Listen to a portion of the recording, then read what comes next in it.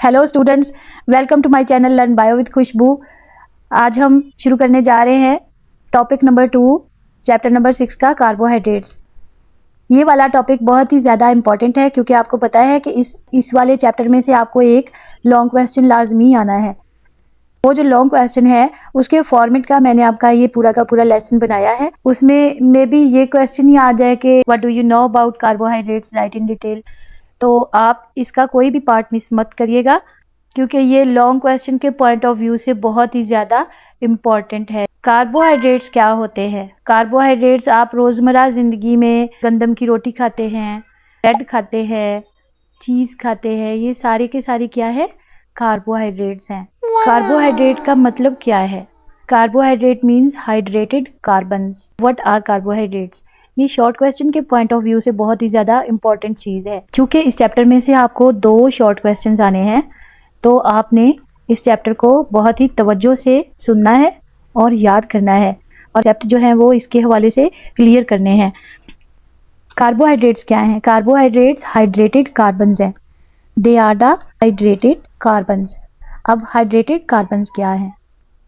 Hydrated का मतलब है कि इसमें हाइड्रोजन पाया जाएगा और इसमें ऑक्सीजन पाया जाएगा। They are the hydrated carbons. Hydra का वर्ड पानी से निकला है, वजह से इसको हम हाइड्रेटेड कार्बन भी कहते हैं। They are the organic compounds. Organic compounds क्या होते हैं? हम कहते हैं कि कार्बोहाइड्रेट्स जो हैं ये ऑर्गेनिक कंपाउंड्स हैं। ऑर्गेनिक कंपाउंड्स कैसे कंपाउंड्स होते हैं?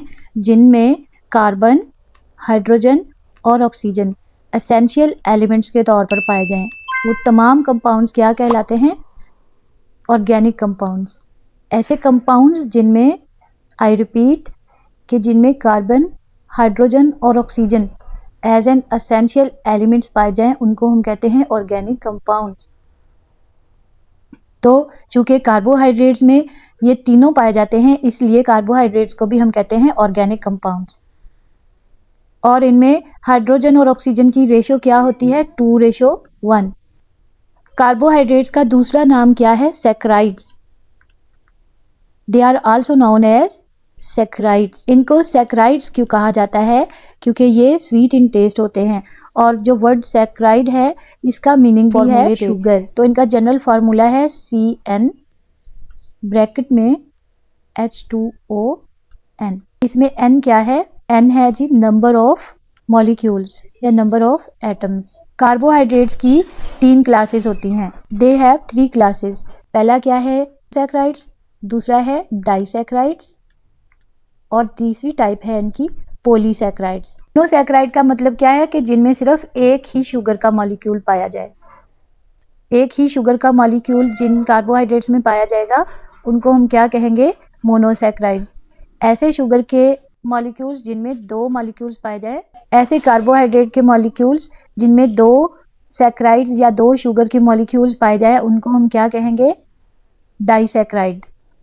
और ऐसे कार्बोहाइड्रेट्स जिनमें 100 से लेकर 1000 तक मॉलिक्यूल्स पाए जाएं शुगर के, उनको हम कहेंगे क्या? पॉलीसैकराइड्स। अब हम इन तीनों को डिटेल में पढ़ते हैं। मोनोसैकराइड्स, जैसा कि आपको डायग्राम में दिखाया गया है, मोनोसैकराइड्स सिंपल शुगर्स होते हैं। मोनोसैकराइड की पहली प्रॉपर्टी क्या है? They are the simple sugars और इनमें सिंगल शुगर का मॉलिक्यूल पाया जाता है, जिसकी वजह से इनको मोनोसैकराइड्स कहते हैं। दूसरी मोनोसैकराइड की क्या प्रॉपर्टी है? इजीली सॉल्युबल इन वाटर, यानी कि ये पानी में आसानी से घुल जाते हैं। They are easily soluble in, पानी में बहुत आसानी से ये हल हो जाते हैं। तीसरी इनकी प्रॉपर्टी क्या है? They are sweet in taste, यानी कि ये इनका जायका मीठा होता है। They are sweet in taste, ये मीठा जायका रखते हैं। चौथी इनकी क्या प्रॉपर्टी है? कि इनमें 3 से लेकर 7 तक कार्बन एटम्स पाए जाते हैं। बायोलॉजी की ज़बान में जहाँ पर 1 पाया जाता है उसको हम क्या कहते हैं? मोनो। और जहाँ पर 2 पाए जाएंगे उनको हम कहते हैं डाई। जहाँ पर 3 पाए जाए हों, 3 को हम क्या कहते हैं? ट्राई। जहाँ 4 हों उनको हम कहते हैं टेट्रा।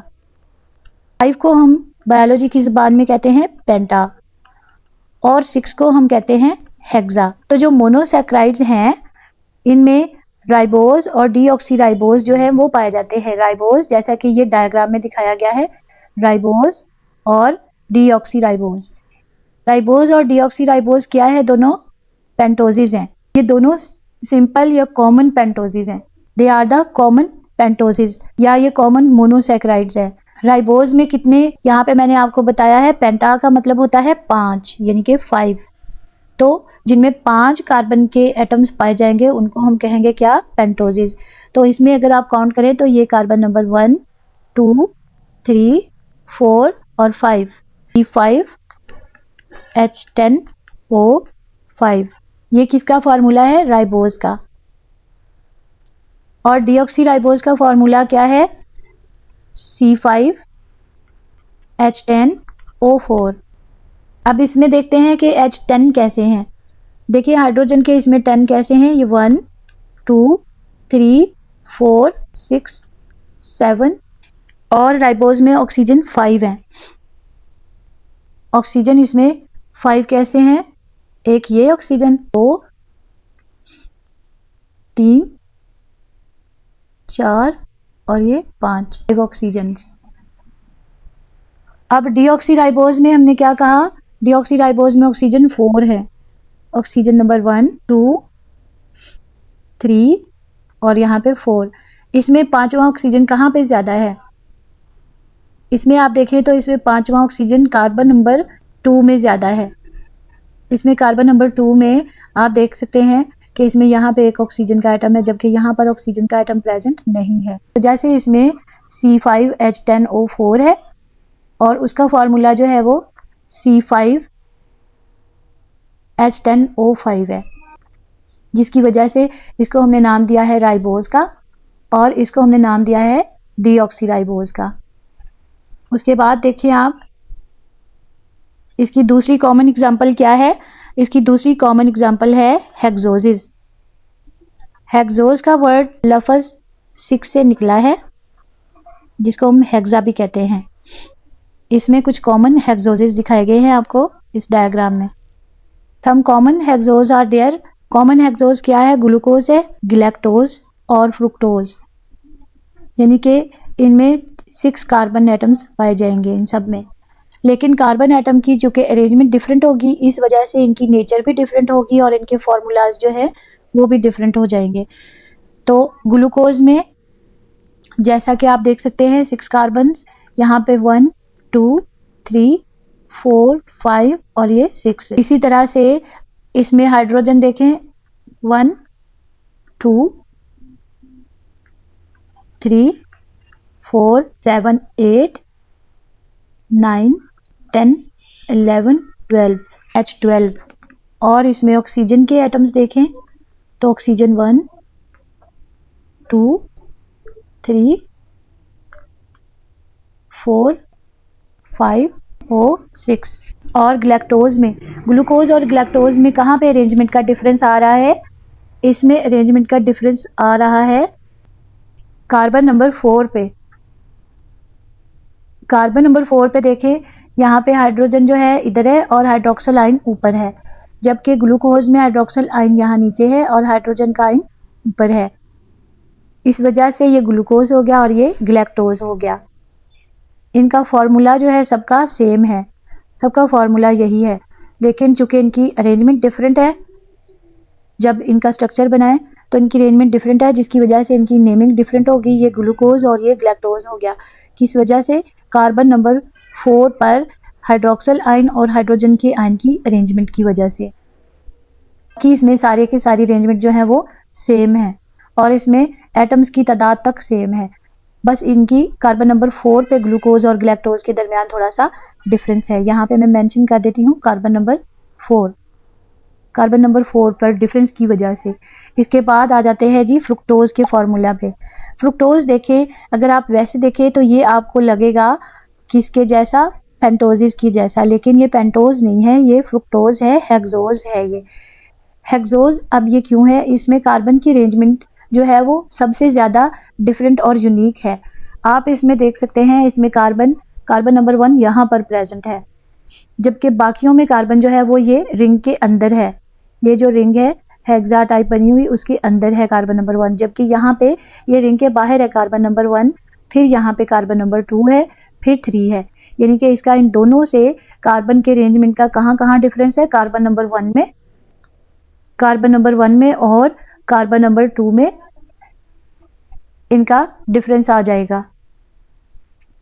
कार्बन नंबर 2 यहाँ पे है इसकी, कार्बन नंबर 3 फिर यहाँ पे है, 4 ये है, 5 ये है और 6 कार्बन नंबर ये है। और इसमें हाइड्रोजन की अरेंजमेंट, हाइड्रोक्सिल आयन की अरेंजमेंट देखते हैं कार्बन नंबर 4 पर। कार्बन नंबर 4 पर ये ग्लैक्टोज और ग्लूकोज के जैसी ही है इसकी अरेंजमेंट, लेकिन इसका जो रिंग है वो पेंटा शेप का है, पेंटोसिस की तरह का इसका रिंग है, क्योंकि इसमें जो कार्बन नंबर 1 है वो रिंग से बाहर है और बाकी की सारी कार्बन जो हैं, कार्बन हेक्सोस जो है, छठी जो कार्बन है हेक्सा नंबर की, वो भी बाहर है रिंग के। तो इस वजह से ग्लैक्टोज और फ्रुक्टोज में काफ़ी ज़्यादा डिफरेंस आ जाता है। उसके बाद हम आ जाते हैं डाइसैक्राइड्स पर। डाई का मतलब हुआ 2 और सैक्राइड्स मीन शुगर, यानी कि जिसमें 2 शुगर मॉलिक्यूल्स पाए जाते हैं। ऐसा कार्बोहाइड्रेट जिसमें 2 शुगर के मॉलिक्यूल पाए जाते हैं उनको हम क्या कहते हैं, डाइसैक्राइड्स। Die means 2, sacred mean sugar, यानी 2 sugar containing molecules are called disaccharides। Disaccharide में सबसे पहले आ जाती हैं इसकी प्रॉपर्टीज।